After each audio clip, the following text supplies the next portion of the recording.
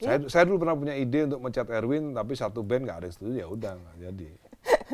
Jadi Kenapa pada saat itu membuktikan bahwa saya tidak otoriter seperti yang diceritakan orang-orang kan. Gitu.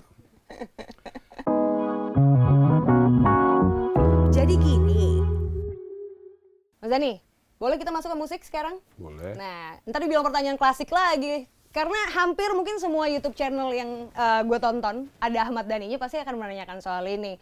Ketika dimana semua orang sedang mencintai Dewa 19 dengan semua karya-karyanya di tahun 90-an, ada kasus personil-personilnya yang akhirnya kesangkut dengan narkotika dan obat-obatan terlarang. Tapi Ahmad Dhani tetap berdiri teguh, enggak sama sekali menyentuh itu semua. Kok bisa, Mas Dhani?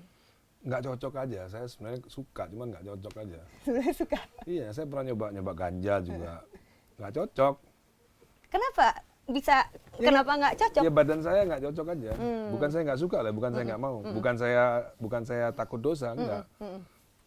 Ya emang nggak cocok gitu. Jadi makanya nggak memilih untuk tidak menyentuh. Iya, memang saya nggak cocok gitu. Ya itu kan, saya ngerokok aja enggak kok. Ngerokok saya juga nggak cocok. Kalau mungkin saya bisa ngerokok, saya ngerokok, tapi nggak cocok gitu. Gimana dong, kan nggak bisa maksain. Badan saya kan nggak boleh dizolimin.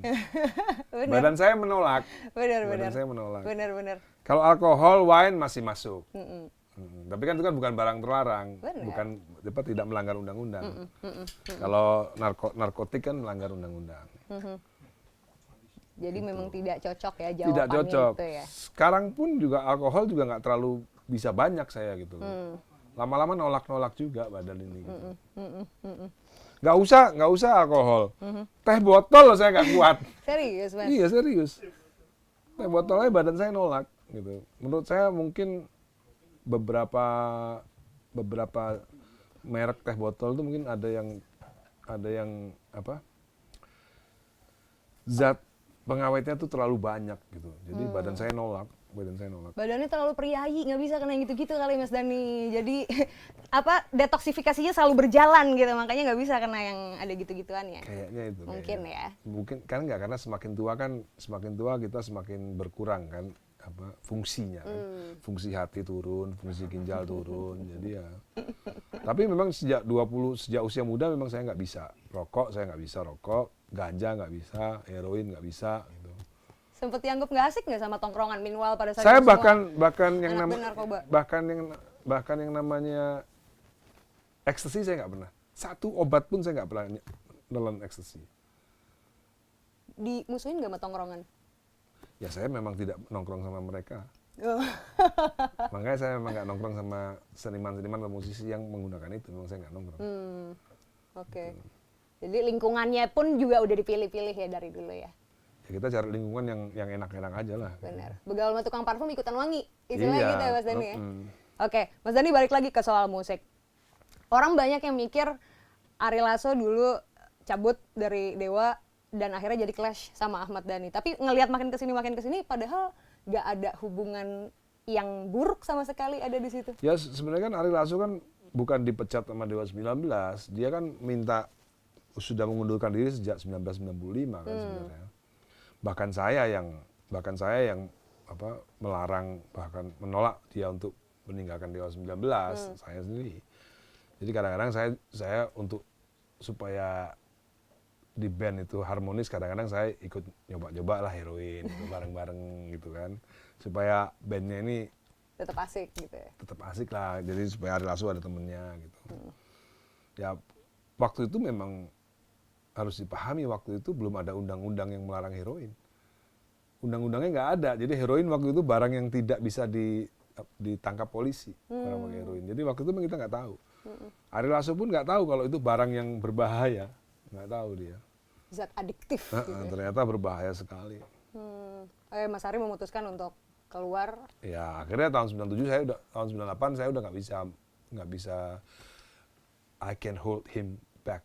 Udah nggak bisa nahan lagi untuk dia keluar dari Dewa 19 gitu. Jadi emang nggak ada masalah sebenarnya, karena memang saya nggak pernah mencat dia. Gitu. Dan pada saat itu akhirnya jadi sempat vakum kah? Kan waktu itu sebenarnya kenapa saya bisa merelakan Ari Lasso, karena saya udah punya gantinya gitu sebenarnya. Dasar bukan risk-taker. Balik lagi.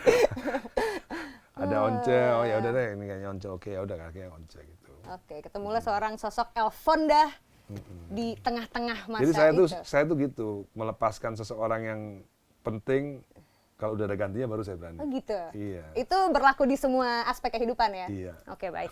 Thank you Mas Dani atas jawabannya. Oke, next question.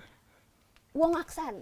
Nah, ini juga bikin penasaran. Kalau Wong Aksan itu memang ide dari saya, tapi disetujui oleh semua personil. Kenapa? Quorum. Kenapa? Katanya dengan drumnya terlalu jazz. Kan Mas Dani juga suka jazz. Ya untuk Dewa ya mungkin kurang cocok. Ya, untuk Dewa kurang cocok. Gitu. Jadi itu jawabannya. Itu quorum. Quorum ya, memang satu suara Ya. semuanya. Saya dulu pernah punya ide untuk mencat Erwin, tapi satu band nggak ada yang setuju, ya udah nggak jadi. Jadi Kenapa pada saat itu itu? membuktikan bahwa saya tidak otoriter seperti yang diceritakan orang-orang kan. Gitu. Bahkan waktu kita menyelesaikan Tio juga quorum. Once pun setuju, Andra setuju untuk Tio diganti. Tapi kenapa image-nya terlihat bahwa Dewa 19 seperti one man band ya? Kayak semua keputusan di tangan Ahmad Dhani gitu. Enggak juga sebenarnya. Apa karena Mas Dhani dominan jadi terlihatnya kayak gitu? Ya kelihatannya aja kan sering di film-film barat. This is not as what you see. Gitu. Oke. Mas Dhani, tadi aku sempat ngomong soal one man band. Sisi seorang Ahmad Dhani yang memang terlihat sangat dominan dimanapun dia berada, bahkan di dalam bandnya. Akhirnya keluar itu Ahmad Band. Ahmad Band yang menjadi jawaban ini. Bandnya Ahmad Dhani emang beneran pakai namanya Ahmad Band gitu, walaupun isinya super grup tuh ya, dari netral. Enggak, sebenarnya itu project solo aja sebenarnya. Itu sebetulnya solo. Project solo, iya. Project solo. Berarti yang lain adalah pemain pengiringnya Mas Dhani. Ya. Oke. The real one man band. Ahmad Band ini. Sebenarnya solo aja tuh. Proyek solo. Kenapa cuma sealbum, Mas? Ya karena waktu itu Dewa sibuk banget kan. Ternyata kan Dewa booming. Dewa booming waktu itu. Bersama Once Dewa booming. Jadi ya nggak sempat lagi mikirin yang itu. Bintang 5 tuh ya. Bintang 5 rilis. Bintang 5 rilis booming, terus Cinta rilis booming terus, ya udah. Ternyata punya 2 kekasih itu nggak bisa. Harus pilih satu. Iya, harus pilih satu. Oke. Mas Dhani, tapi apresiasi untuk album itu tuh kayak album sepanjang masa yang aku nggak bertumbuh di masa itu, tapi maksudnya itu salah satu album tercerdas. Album apa itu? Album Ahmad Band satu-satunya yang dirilis. Sekarang CD-nya juga mahal tuh CD-nya tuh. Iya kan, bahkan di Spotify ada ininya juga gitu, ada albumnya juga bisa didengerin gitu. Tapi itu ini nggak sih kayak satu bentuk ideologi Mas Dhani untuk mengemukakan pendapat, karena kita tahu 98 lagi chaos-chaosnya banyak banget gitu. Sebenarnya sejak itu. 97. Tapi kalau dipikir-pikir semenjak saya mendirikan Dewa itu sebenarnya sudah ada garis merahnya soal kepedulian kita kepada politik tuh udah ada. Bahkan kalau dilihat di album Dewa pertama itu di kata pengantarnya tuh saya tulis reformis arek Surabaya. Itu tahun 92. Bahkan nggak tahu waktu itu kata-kata reformasi mungkin belum begitu terkenal kali ya. Dari mana Mas Dhani dapat inspirasi pakai kata-kata itu? Nggak tahu, mungkin saya sering baca bukunya Amin Rais kali waktu itu mungkin. Reformis. Iya, tahun 92-an itu Amin Rais cukup inilah untuk anak-anak yang aktif Secara politik. Aktif peduli terhadap politik. Saya sering baca-baca buku Amin Rais, jadi sehingga muncullah kata-kata itu, reformis arek Surabaya. Itu kaset, maksudnya ada bukan jejak rekam, bukan jejak digital, tapi itu jejak rekam yang ada di cover album Dewa 19 album pertama. Oke. Terus di lagu-lagu album kedua juga ada beberapa lagu 2 lagu yang isinya politik. Terus album Bintang 5 juga, album Pendawa 5 juga ada Aspirasi Putih. Jadi sebenarnya sejak 90-an memang karena kita memang tidak memfokuskan pada politik ya, tapi tetap ada di setiap lagu ada unsur politik. di Dewa 19 itu. Teman-teman band Makanya keberatan nggak sih? kalau di IG kalau ada fans yang malas ngomongin politik suka dicela sama fans-fans yang lama gitu. Ketahuan baru suka Dewa ya. Lalu Gitu. ketahuan lu sukanya TikTok, makanya nggak usah ikut IG Dewa lah katanya. Mas Dani, tapi jatuh bangun dengan pergantian personil apa semua yang udah terjadi, tetap ada nama Andra Ramadan di situ. Yang nggak pernah pergi kemana-mana, selalu ada di sampingnya Mas Dani. Kok betah banget Mas Andra dekat sama Mas Dani? Ya karena kita masing-masing percaya bahwa memang hanya dengan Dewa 19 ini kita punya standar kualitas yang terjaga gitu. Ya saya bukan meremehkan albumnya Ari Lasso ya, tapi kalau dibandingkan kualitasnya ya jauh lah dengan Dewa 19 gitu kan. Ya Andra boleh mencoba berkualitas dengan Andra and the Backbone, tapi nggak akan mendapatkan kualitas yang seperti ada di Dewa gitu. Mas Dani pede dengan itu. Iya. Apa yang bikin Mas Dani sangat percaya diri soal itu? Ya karena Andra nggak punya kemampuan main keyboard seperti saya. Ari Lasso juga nggak punya kemampuan main keyboard seperti saya, itu aja. Karena cara berpikir pemain keyboard tuh beda, memang beda. Cara berpikir keyboard tuh cara berpikirnya memang lebih kompleks. Gitu. Apalagi saya pemain keyboard yang suka musik elektronik kan, jadi pasti sofistikasinya pasti lebih banyak. Dan sampai sekarang Mas Dani memilih untuk tetap jalan dengan Dewa 19 Once aja juga pasti akan ngerasain beda ketika dia nyanyi sendiri solo album dengan nyanyi bersama Dewa pasti beda. Ada kualitas yang kurang di solo albumnya gitu ketika dia nyanyi sendiri pasti nggak usah. Tapi kan Mas Dani juga ngegarap albumnya orang lain gitu, album yang ada di Republik Cinta Manajemen ini gitu. Iya. Emang akan dibedain solonya dengan apa yang dimiliki di Dewa? Ya kalau di luar Dewa 19, saya kan nggak punya sofistikasi suaranya Ari Lasso. Ya kan? Di luar Dewa saya juga tidak punya sofistikasi suaranya Once. Saat seperti Andra bikin Andra the Backbone, udah nggak ada Ahmad Dhani, nggak ada magicnya Once, nggak ada magicnya Ari Lasso lagi. Stres dia, pasti harus sama Dewa terus dia. Itulah alasan kenapa Andra Ramadan masih nempel. Iya. Oh, gitu Karena ya? itu nggak bisa dibayar dengan uang. Memang kita berangkat bermain musik kan tidak nyari uang, memang kita mau ngamerin musik kita yang bagus gitu loh. Bukan cari uang, uang datang kemudian gitu. Mas Dani, kenapa Dewa 19 nggak pernah punya vokalis sampai sekarang? Kenapa selalu featuring? Andra belum mau. Alasannya? Nggak tahu. Andra maunya masih kalau nggak Lasso ya Once gitu. Maunya Andra. Pilihannya dua itu aja. Kayak mungkin sekarang Queen sama Adam Lambert gitu. Gak mau yang lain-lain. Saya sih ya kalau Andra malah nggak mau kalau misalnya jadi Andra, kalau misalnya Once sama Ari Lasso meninggal dunia ya Andra nggak mau main band yang lain mungkin. Oh ya? Dia cuma mau sama Ari Lasso sama Once. Oke. Ternyata ada yang lebih idealis dari seorang Iya. Ahmad Dhani ya. Menarik juga. Next time mungkin kita ngobrol bareng sama Mas Andra juga di Boleh. sini. Menarik ya. Oke, Mas Dhani, dari musik yang sudah memang dari perjalanan panjangnya Dewa 19, Dewa, dan akhirnya Mas Dhani bikin Republik Cinta Manajemen dengan semua konten-konten dan musisi-musisi yang ada di dalamnya. Banyak orang yang bilang udah ke atas 2000-an tuh musiknya Dhani cheesy. Nggak seori musik-musik Dhani di under tahun 2000-an gitu. Ya karena yang ngomong kan orang tua semua itu. Orang tua semua.